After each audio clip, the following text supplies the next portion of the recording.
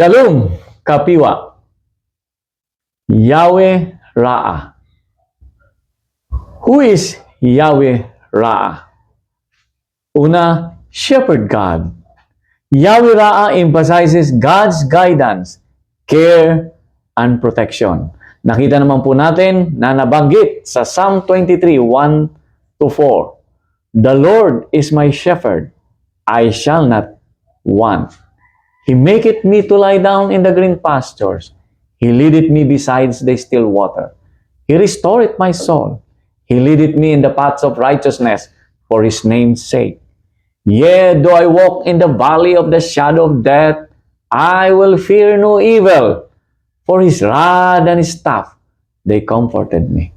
Kaya po, si Yahweh Ra'ah o Jehovah Ra'ah ay nagpo-provide, nagpapalakas, nag-iingat, at patuloy po na nagliligtas sa kanyang mga anak.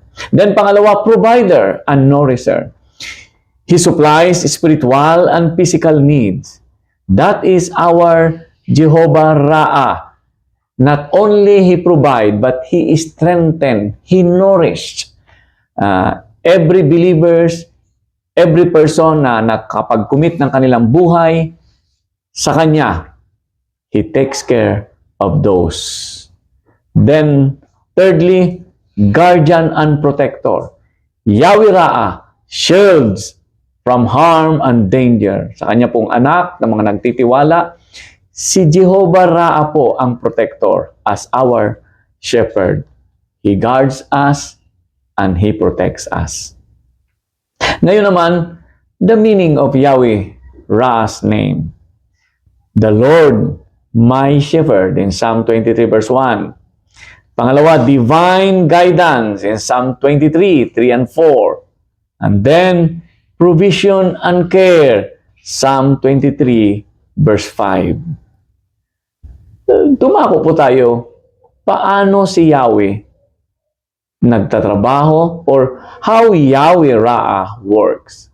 Guides believers. Yes, you and I is being guided by the Lord. The step of the righteous is ordered by the Lord. And then provide spiritual nourishment. Since He is the one who provides, He is the bread of life. Kaya nga, ang pagkain na nasusustain ang spirituality natin because God, Jehovah Ra'ah, provides spiritual nourishment. And then, protects from harm. Ano man ang mga untoward incidents, He protects us because He is our good shepherd, loving, compassionate shepherd. And then, pang-apat, restores and refreshes. Mga nanghihina dahil nawala ng lakas, nanghihina dahil sa bugbog ng kaaway, ng pressure ng buhay, trials, testing. Then, our Jehovah Ra'ah restores and refreshes. He restores our soul. He lead it in the path of righteousness. Then, how about in creation? Yahweh Ra'ah in creation. He created everything on earth sa mga nakikita natin at sa hindi. At siya'y patuloy na nagsusustain ng kanyang mga nilalang. And then finally, redemption of creation. Itong kanyang nilalang, eventually, nasira ng kaaway, nasira ng mga tao, ang kalikasan. Subalit, ibabalik niya ito on the future. Then let's go to the application in daily life. Jehovah Ra'ah. Number one, trust in divine guidance. Meaning, let us recognize Yahweh Ra'ah's direction. He guide us, He lead us. Kilalanin po natin siya. Then pangalawa, seek spiritual nourishment. Hunger for God's words and presence.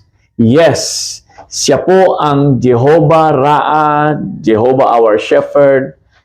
Hanapin ang spiritual na pagkabusog at satisfaction sa kanyang mga salita. Cultivate gratitude sapagkat tayo po ay nakakatanggap ng biyaya na nag-uumapaw, kalakasan, direksyon at kapangyarihan. Then, we must and we should always thank Yahweh Ra'ah for provision and care. Pang-apat, reflect God's character. Since we believe, we trust, we put our faith and confidence kay Jehovah Ra'a, the Good Shepherd, let us now demonstrate compassion, kindness, and guidance. Naway makita ito sa ating buhay. Then, finally, as a steward of God's creation, we must be responsible. Let us manage resources wisely. Kumusta po ang iyong mga kinikita, ang iyong kalusugan, ang kapwa mo, ang kapitbahay mo, ang mga nasa paligid sa iyo? Acknowledging Yahweh Ra'a's sovereignty. Kung ang Diyos po na siyang ating mabuting pastol, naway po mag-reflect ito sa atin na maging mabuti tayong tagasunod ng pastol. Kumusta po si Jehovah Ra'a sa iyong buhay? Kung siya'y nagpapastol, handa ka bang sa kanya'y magpapastol? Ang buhay na pinagpapala ay buhay na nagpapala.